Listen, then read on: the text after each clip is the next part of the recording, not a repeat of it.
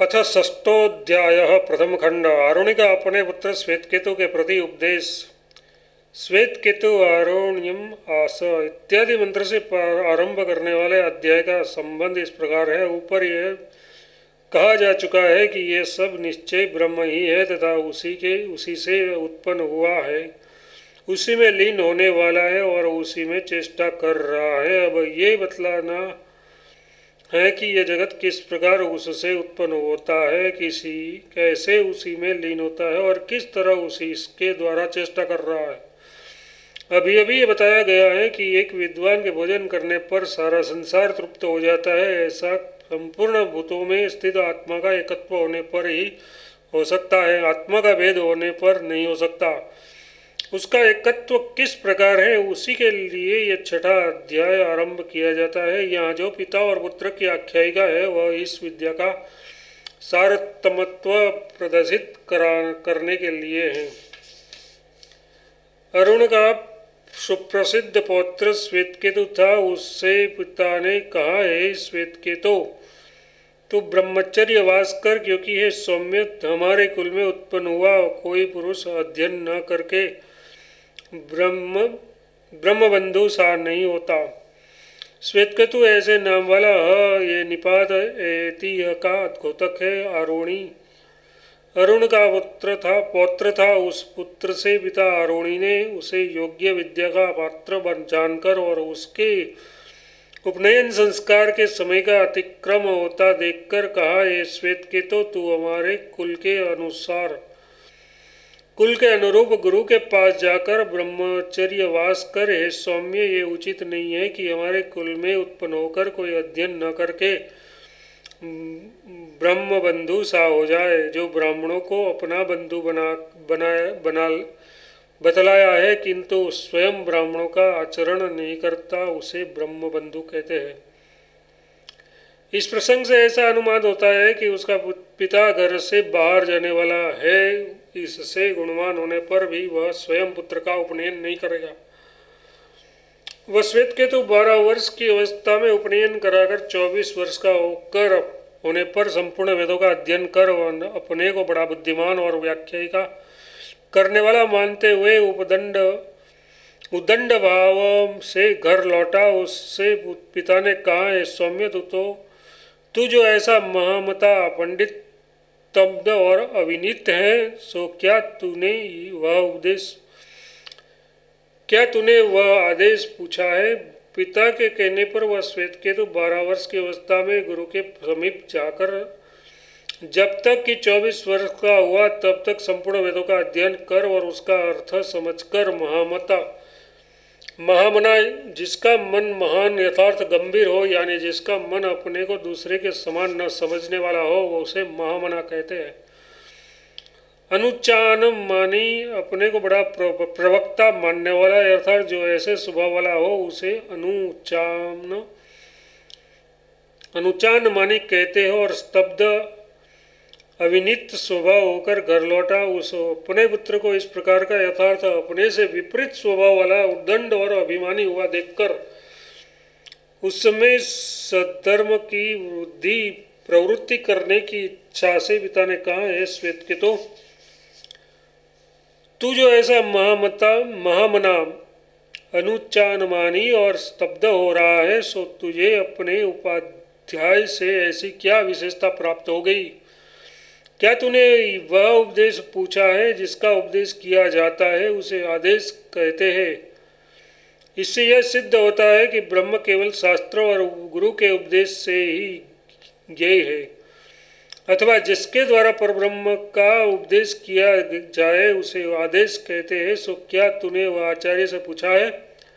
उस आदेश के लिए श्रुति विशेषण देती है, जिसके द्वारा श्रुत हो जाता है, अमत मत हो जाता है और अविज्ञात विशेष रूप से ज्ञात हो जाता है। वह सुनकर श्वेतकेतु ने पूछा, भगवान, वह आदेश कैसा है? जिस आदेश के द्वारा अन्य बिना सुना हुआ भी सुना हुआ हो जाता है, अमत यथार्थ बिना विचार किया हुआ विचारा हुआ हो जाता है और अविज्ञात अनिश्चित विज्ञान निश्चय हो जाता है। इस आख्यायिका से ये जाना जाता है कि समस्त वेदों का अध्ययन और अन्य संपूर्ण ज्ञेय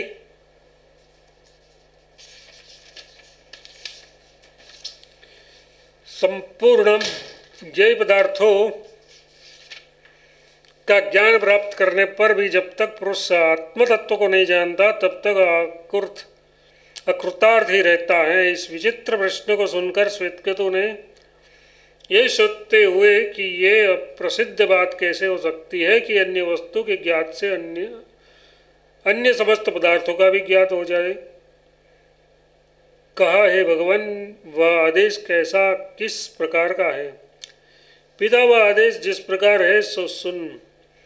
हे सौम्य, जिस प्रकार एक मृतिका के पिंड के द्वारा संपूर्ण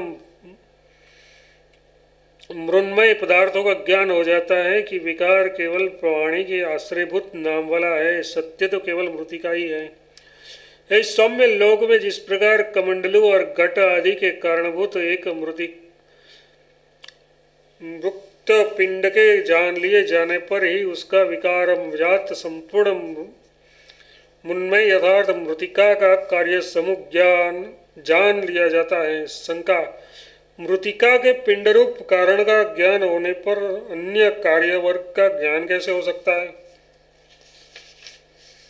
समाधान, एक कोई दोष नहीं है, क्योंकि कार्य अपने कारण से अभिन्न होता है। तो जो ऐसा मानते हो कि अन्य का ज्ञान होने पर अन्य नहीं जाना जा सकता, सो ये बात उस समय तो ठीक ही है, ठीक होती जबकि कारण से कार्य भिन्न होता, किंतु इस प्रकार कार्य अपने कारण से भिन्न है ही नहीं।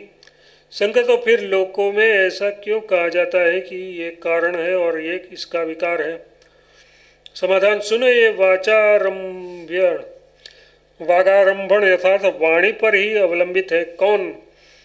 नामधेय विकार। नामधेय पद में नाम शब्द से स्वार्थ में ध्येय प्रत्यय हुआ है। वस्तुतः विकार नाम की कोई वस्तु नहीं है, ये तो केवल वाणी पर अवलंबित नाम मात्र ही है। सत्य वस्तु तो एकमात्र मृतिका ही है। हे सौम्य, जिस प्रकार एक लोहमणि का ज्ञान होने पर संपूर्ण लोहमणि स्वर्णमय पदार्थ जान लिए जाते हैं, क्योंकि विकार वाणी पर अवलंबित नाम मात्र है, वस्तु केवल स्वर्ण ही है। हे सौम्य, जिस प्रकार एक लोहमणि स्वर्ण पिंड के द्वारा अन्य कटक मुकुट एवं केयूरादि सारा विकार जात जान लिया जाता है, वाचारम्भ्य इत्यादि शब्दों का अर्थ पूर्ववत है। हे सौम्य, जिस प्रकार नहन्ना के ज्ञान से संपूर्ण लोहे के पदार्थ जान लिए जाते हैं, क्योंकि विकार वाणी पर अवलंबित केवल नाम मात्र है, सत्य केवल लोहाई है। सौम्य, ऐसा ही वह आदेश भी है। सौम्य, जिस प्रकार एक नख कृतज्ञ से यथार्थ उससे उपलक्षित लोहपिंड से संपूर्ण कार्य से लोह का विकार समूह जान लिया जाता है, शेष सब पूर्ववत है। यहाँ जो अनेक दृष्टांत लिए गए हैं वे दृष्टांत के अनेक वेदों का अवबोध और दृढ़ प्रतीति कराने के लिए है। सौम्य, ऐसा ही वह आदेश है जो कि मैंने कहा है। पिता के द्वारा इस प्रकार कहने पर दूसरा श्वेतकेतु बोला, निश्चय ही वे मेरे पूज्य गुरुदेव इसे नहीं जानते थे। यदि वे जानते तो मुझसे क्यों न कहे, अब आप ही मुझे ये बतलाइए। तब पिता ने कहा, अच्छा सौम्य, बतलाता हूँ। निश्चय ही मेरे जो पूज्य गुरुदेव थे वे आपकी कही हुई इस बात को नहीं जानते थे। यदि वे जानते अर्थात उन्हें इस बात का पता होता तो मुझे गुणवान भक्त एवं अपने अनुगत शिष्य के प्रति क्यों न कहते। इससे मैं समझता हूँ कि उन्हें इसका पता नहीं था। कहने योग्य न होने पर भी उसने फिर गुरुकुल को भेजे जाने के भय से गुरु का लघुत्व कह डाला। अतः अब आप ही मेरे प्रति उस वस्तु का वर्णन कीजिए जिसका ज्ञान होने पर मुझे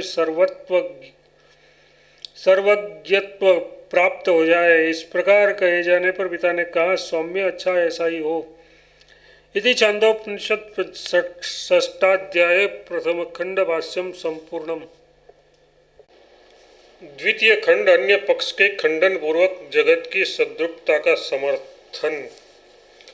हे सौम्य, आरंभ में ये एक मात्र अद्वितीय सत्य ही था। उसके विषय में इन्हीं ने ऐसा भी कहा है कि आरंभ में ये एकमात्र अद्वितीय सत्य ही था। उस असत्य से सत्य की उत्पत्ति होती है। सदैव सत्य ये अस्तित्व मात्र वस्तु का बोधक है, जो कि संपूर्ण वेदांतों से सूक्ष्म, निर्विशेष, सर्वगत, एक, निरंजन, निरवयव और विज्ञान स्वरूप जानी जाती है। एवं शब्द निश्चयार्थ है, इससे किसी वस्तु का निश्चय किया जाता है, यह आरोणी बतलाता है। ये जो नाम रूप एवं क्रियावान विकारी जगत दिखाई देता है, सत ही था। इस प्रकार आश्रित मतलब था शब्द से सत शब्द का संबंध है। शंका ये किस समय सत ही था ऐसा कहा जाता है। समाधान आगे यथार्थ जगत की उत्पत्ति के पूर्व शंका, तो क्या ये इस समय ये सत नहीं है जो आरंभ में था, इस प्रकार विशेषण दिया गया है। समाधान नहीं, ऐसी बात नहीं है। शंका, तो फिर ये विशेषण क्यों दिया गया है। समाधान, इस समय भी ये सत ही है, किंतु नाम रूप विशेषण युक्त तथा इदम शब्द और इदम बुद्धि का विषय होने के कारण इदम ये इस प्रकार भी निर्देश किया जाता है, किंतु उत्पत्ति के पूर्व आरंभ में केवल सत शब्द और सत बुद्धि का ही विषय होने के कारण ये पहले सत ही था, इस प्रकार निश्चय किया जाता है। सुषुप्ति काल में समान पूर्व उत्पत्ति से पूर्व ये नामयुक्त अथवा रूपयुक्त है, इस प्रकार वस्तु का ग्रहण नहीं किया जा सकता। जिस प्रकार सोने से उठा हुआ पुरुष वस्तु की सत्ता मात्र का अनुभव करता है, अर्थात केवल इतना जानता है कि सुषुप्ति में केवल सन्मात्र वस्तु थी, उसी प्रकार उत्पत्ति से पूर्व जगत था, ऐसा इसका अभिप्राय है। जिस प्रकार लोक में घटादि बनाने की इच्छा वाले कुम्हार द्वारा पूर्व में मृतिका के पिंड को फैलाया हुआ देखकर कोई पुरुष किसी अन्य ग्राम में जाकर मध्योत्तर काल में लौटने पर उसी स्थान में घट, शराव आदि अनेकों भेदों वाले मृतिका के कार्य को देखकर ये कहता है कि पूर्व में ये घट, शराव आदि केवल मृतिका ही थे, उस प्रकार यहाँ भी ये आरंभ में केवल सती था, ऐसा कहा जाता है। ये एक ही था, यथार्थ अपने कार्य वर्ग में पतित कोई दूसरा नहीं था, इसलिए एक ही था, ऐसा कहा जाता है। और अद्वितीय था, मृतिका से अतिरिक्त दूसरी वस्तु नहीं थी। जिस प्रकार मृतिका को घटादि आकार में परिणित करने वाला कुलाल आदि निमित्त कारण देखा जाता है, उसी प्रकार सत से भिन्न सत का सहकारी कारण रूप कोई अन्य पदार्थ प्राप्त होता है, उसका अद्वितीय था, ऐसा कहकर प्रतिषेध किया जाता है। अर्थात इससे भिन्न कोई दूसरी वस्तु नहीं थी, इसलिए ये अद्वितीय था। शंका, किंतु सत्य के साथ सबका समानाधिकरण तो विशेषक मत में भी संभव है, क्योंकि द्रव्य एवं गुण आदि में सत शब्द और सत बुद्धि की अनुवृत्ति होती है। जैसा कि सद द्रव्यम सन गुणः एवं सत कर्मम इत्यादि प्रयोग में देखा जाता है। समाधान, ठीक है, वर्तमान काल में तो ऐसा ही है, किंतु उत्पत्ति से पूर्व ये कार्य सत ही था, ऐसा विशेषण मतालंबियों को मान्य नहीं है, क्योंकि उत्पत्ति से पूर्व वे कार्य का असत्य स्वीकार करते हैं। उत्पत्ति से पूर्व एकमात्र अद्वितीय सत्य ही था, ऐसा मानना उन्हें अभीष्ट नहीं है। अतः मृतिका आदि के दृष्टांतों से ये विशेषिकों द्वारा परिकल्पित सत्य की अपेक्षा अन्य सत्य कारण बतलाया जाता है। इस विषय में यथार्थ उत्पत्ति से पूर्व वस्तु का निरूपण करने में एक यानी बौद्ध वस्तु का निरूपण करते हुए कहते हैं, उत्पत्ति से पूर्व आरंभ में ये जगत एक अद्वितीय असत यथार्थ सत का अभाव मात्र ही था।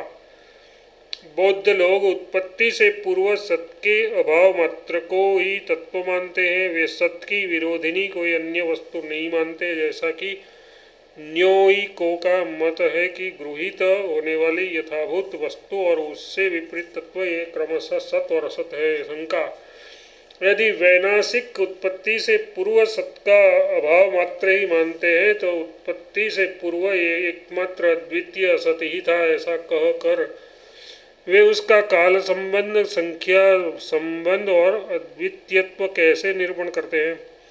समाधान: ठीक है, सत की असत्ता मात्र मानने वाले उन लोगों का ऐसा कहना उचित नहीं है। इसके सिवा उनका असत्ता मात्र मानना भी अनुचित है, क्योंकि जो ऐसा मानने वाला है उसका न मानना संभव नहीं है। यदि कहो कि इस समय तो मानने वाला माना ही जाता है, उत्पत्ति से पूर्व ही नहीं माना जाता, तो ऐसा कहना ठीक नहीं, क्योंकि इस प्रकार उत्पत्ति से पूर्व सत के अभाव को सिद्ध करने वाला कोई प्रमाण नहीं रहता, और फिर उत्पत्ति से पूर्व असत ही था ऐसा कल्पना होना संभव नहीं होता। मीमांसक: किंतु शब्द का अर्थ तो वस्तु की आकृति ही होती है। ऐसी अवस्था में एकमात्र अद्वितीय असत ही था। इस पदों का अथवा इस वाक्य का अर्थ कैसे ठीक हो सकता है? और ठीक न हो सकने पर तो ये श्रुति का वाक्य ही अप्रमाणिक सिद्ध होगा।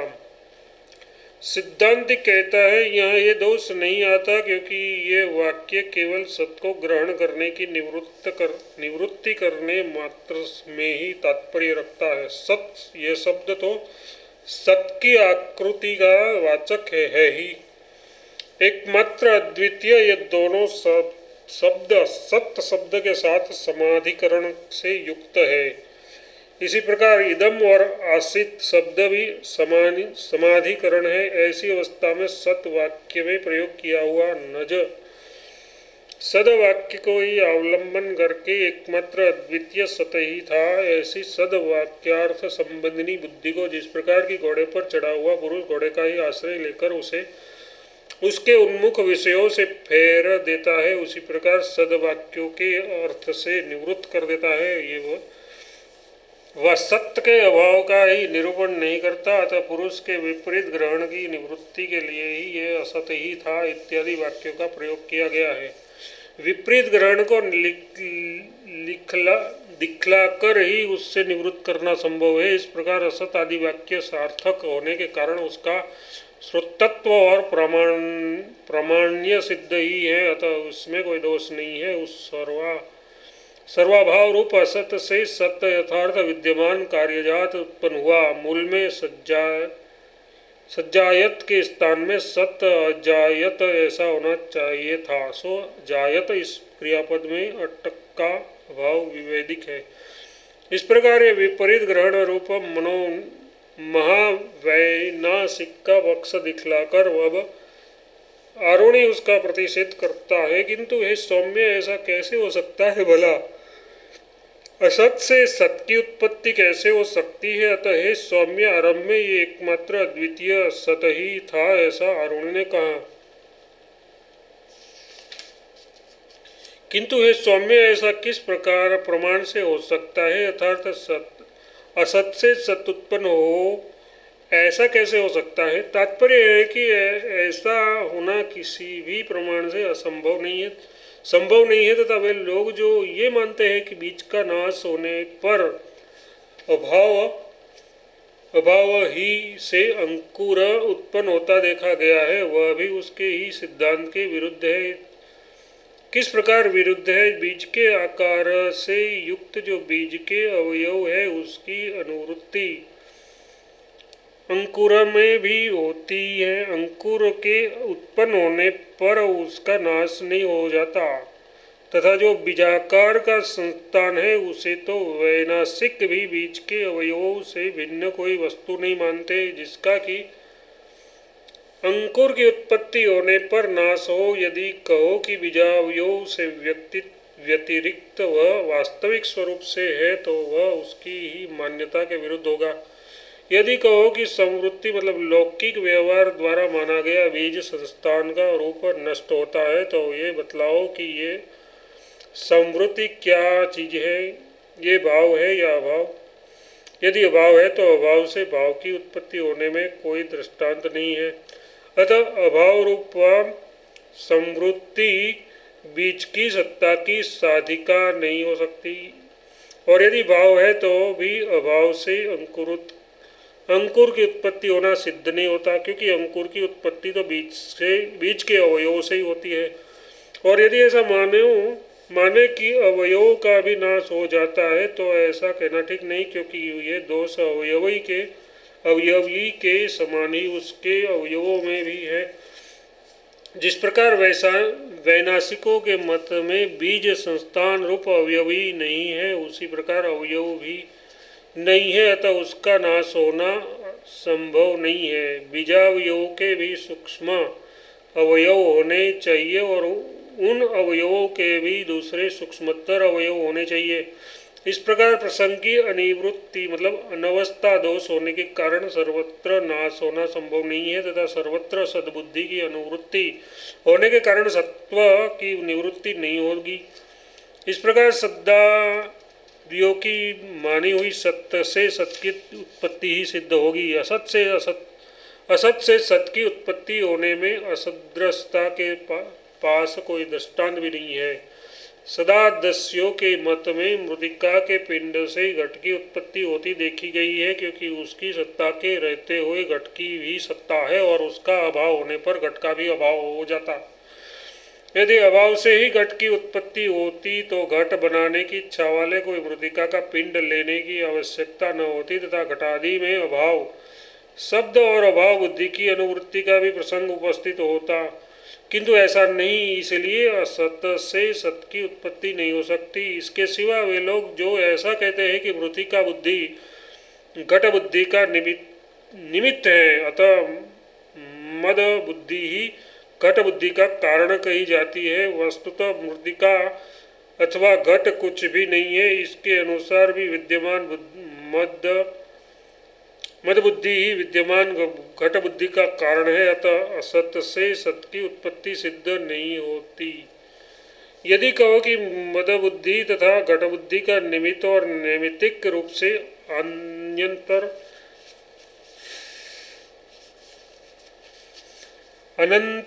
मात्र है, कार्य कारण भाव नहीं है, तो ऐसा कहना भी ठीक नहीं, क्योंकि इन बुद्धियों की निरंतरता का ज्ञान कराने में वैनाशिकों के पास कोई बाह्य दृष्टांत भी नहीं है। अतः ये सौम्य ऐसा कैसे हो सकता है, ऐसा अरुण ने कहा। यथार्थ असत से सत की उत्पत्ति किस प्रकार हो सकती है। तात्पर्य है कि असत से सत्य की उत्पत्ति होने में कोई भी दृष्टांत का प्रकार नहीं है। इस तरह असत्यादि के पक्ष का निरसन कर आरुणी है सौम्य आरंभ से ये सत ही था, इस प्रकार अपने पक्ष की सिद्धि का उपसंहार करता है। शंका, किंतु सदादि के मतानुसार सत से सत की उत्पत्ति होती है, इसमें भी तो कोई दृष्टांत नहीं है, क्योंकि एक घट से दूसरे घट की उत्पत्ति होती नहीं देखी जाती। समाधान ये ठीक है, एक सत से दूसरे सत की उत्पत्ति नहीं होती तो फिर क्या होता है। सत ही एक दूसरे आकार में स्थित हो जाता है, जिस प्रकार की सर्प ही कुंडली हो जाता है, और जैसे मृतिका ही चूर्ण पिंड घट कपालादि भेदों से स्थित हो जाती है। शंका, यदि ऐसी बात है तो संपूर्ण प्रकारों में स्थित सत ही है, फिर ये क्यों कहा जाता है कि ये उत्पत्ति से पूर्व था। समाधान, अरे क्या तूने नहीं सुना कि सदैव ये पद इधर शब्द वाच्य का निर्देश कराने के लिए है। शंका, तब तो ये सिद्ध होता कि उत्पत्ति से पूर्व असत ही था, इदम शब्द वाच्य नहीं था, ये अभी उत्पन्न हुआ है। समाधान, ऐसी बात नहीं है, क्योंकि जिस प्रकार मृतिका ही पिंड एवं घटादि शब्द और बुद्धि का विषय होकर सिद्ध होती है, उसी प्रकार सत ही इदम शब्द और इदम बुद्धि के विषय रूप से स्थित होता है शंका, किंतु जिस प्रकार मृतिका वस्तु है उसी प्रकार पिंड और घटादि भी है। उन्हीं के समान सत का कार्य सद्बुद्धि से अन्य बुद्धि का विषय होने के कारण वह सत की अपेक्षा कोई अन्य वस्तु होना चाहिए, जिस प्रकार की अश्व से गौ। समाधान ऐसी बात नहीं है, क्योंकि पिंड और घटादि का परस्पर व्यभिचार होने पर भी उसमें मृतिकात्व का व्यभिचार नहीं है। यद्यपि घट पिंड से पृथक रहता है और पिंड घट से, तो भी पिंड और घट दोनों ही मृतिकात्व से कभी पृथक नहीं होते। अतः पिंड और घट आदि तो मृतिका मात्र ही है, किंतु अश्व गौ को और गौ अश्व को पृथक करते हैं, इसीलिए घटादि केवल मृतिकादि के संस्थान मतलब आकार मात्र है। इस प्रकार ये सारा जगत सत का संस्थान मात्र है, अतः उत्पत्ति से पूर्व सत ही था। ये कथन ठीक ही है, क्योंकि विकार संस्थान तो केवल वाणी के ही आश्रित है। शंका, किंतु पुरुष निष्कल निष्क्रिय शांत निर्मल निर्लेप है तथा दिव्य अमृत बाहर भीतर वर्तमान और अजन्मा है इत्यादि श्रुतियों के अनुसार सत निरवयव है। उस निरवयव सत्य का विचार संस्थान कैसे संभव है? समाधान, इस समय कोई दोष नहीं है, क्योंकि रज्जु आदि के अवयवों से सर्पादि आकार की प्रतीति के समान बुद्धि से कल्पना किए हुए सत के अवयवों से विकार संस्थान का प्रतीत होना संभव है। जैसा कि कहा है, विकार वाणी के आश्रित केवल नाम मात्र है, मृतिका ही सत्य है। इस प्रकार सत ही सत्य है, इस श्रुति से प्रमाणित होता है। वस्तुतः इदम बुद्धि के समय भी यह एकमात्र अद्वितीय ही है।